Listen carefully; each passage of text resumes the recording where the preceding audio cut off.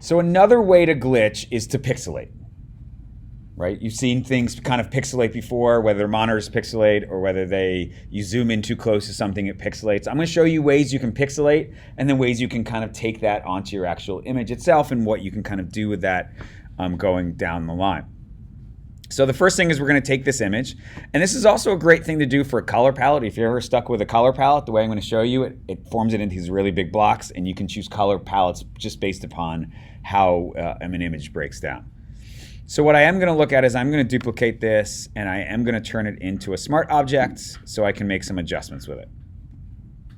The next thing I'm going to go is I'm going to go to Filter,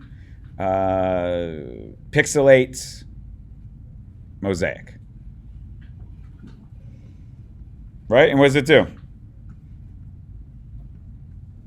Right? You see that? Right? Pixelates it. Now you can decide like this is like going really far with the pixelation in the squares.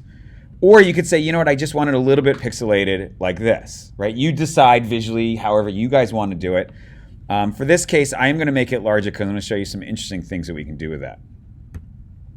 So I do have these now larger elements that are here. And so there's a couple things we can do with this now. One, I could kind of just blend this back over top. Right? There's some pretty interesting effects already happening with that. That's pretty interesting. You know, so already you could kind of blend down over top if you want. You could also take this as my other example that I have. I have this set as a mask, and all I did was go in and select some of these squares. All right, let's choose like this, and let's mask it, and I have part of that image showing through parts of where the squares are, right? So I'm using the squares to kind of come forward and maybe some of the photo kind of set back. So all I'm doing is, again, just kind of selecting some of these squares that are coming from that pixelation to that, right? So you can kind of combine some interesting effects that way. Something else that you could do if you don't want to blend this color kind of just right back on itself. Again, I'm going to use the shortcut Command Option Shift E. We're going to turn it into a smart object. And then I'm just going to do hue and saturation. So now what I'm doing is I'm taking those colored squares and now I'm changing their color. Right? Let's say I want to desaturate it and we'll do OK. And then I could blend that over top. Oops. Right, and I just get a different interaction that happens with that. Right, so you can kind of decide how you want that. Right, maybe there's something there, and you want to then see how that is masked over top of my original image. So again, using that shortcut Command Option Shift E, I'm now going to put a mask on it, and you can see I can have some images come in, they're breaking through. However you want to kind of do this. Other images. Build on top of that, but you see how we can really start to build this layered kind of visual that's there. Show me more. I got some more for you. I'm glad someone yelled that as I'm doing this. So not only can you do this mosaic, there's other things you can do. You can do filter with this. Now, this isn't normal what you do with this. It's called dust and scratches. Dust and scratches are used to remove scratches and dust from photographs, but we're going to force Photoshop to do something interesting with something that it doesn't normally do. All right, so watch this. So dust and scratches, and you can see as I change my radius of pixels, what am I starting to get? Right, some just really like weirdly abstract shapes. So if we look at it like a painter, like that's pretty interesting, kind of on its own. Let's do this. Let's play with some levels that are here. Oops. Right, now we're talking. Let's change the hue. So now I can kind of play with that hue and how that works. Right?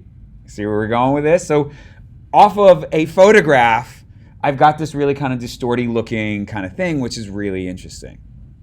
Now, I've never tried it with this. We're gonna take this back a little bit to here, and let me try something. We're gonna go to Filter and then Filter Gallery. I don't normally say go into Filter Gallery. I'm gonna show you a couple things in here, but let's go to Stylize and Glowing Edges. Now, again, I don't normally suggest doing this, but when you have something kind of abstract like this, Let's change the edge brightness. What did it do? You see what's going on? This started as a sunset. I worked some magic that was here, and I, in the end, created something like that. From a photograph of a sunset. I just want to reiterate what we started with so you can see what's really interesting now what's going on here. Now let's just drop this underneath. Let's play with the levels, or the hue and saturation I can play with. Let's apply new levels to this. Actually, I just want to do hue and saturation. So I'm now going to just play around with the hue to kind of get some interesting things that I like maybe. Let's overly saturate it. Let's change it. There we go. And now, I don't know, let's see what it looks like blended over top of your original image.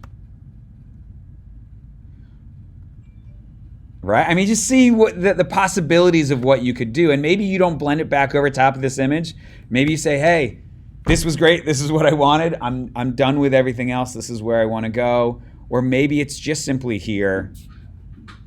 And then maybe you're going in, let's set my tolerance really low with this magic wand. And now maybe I'm going in and selecting some of these random shapes and then having the photograph come back in, or something else come back in, or something else go over top of that.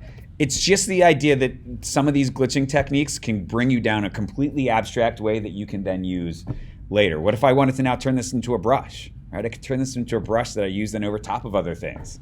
You see how we can combine all these things like to create these amazing kind of visuals. One last thing with this. Some things within curves that I like to do is I like to take the blue curve, the blue channel, and drop this and create what's called a it's a photography term. It's cross something. I don't remember. That's gonna bug me. But look at the color that I can kind of create with that. I created this kind of new. What it does is it shifts the whites to yellow and it shifts the darks to blue, and you create this really kind of dynamic cross process. That's what it's called. And so now I could do all sorts of things now with that, and we can kind of link that with some of the other stuff, right? Any questions on any of this? That line thing, how do you do that?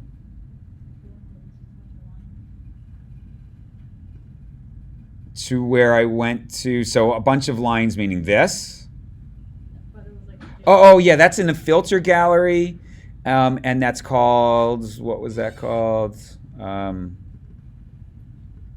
Glowing edges. Yep. And I suggest you do that with when you have something more line-based. It'll glow anything, but sometimes it looks cheesy. But it's an interesting way to get something down to its lines when it's not lines.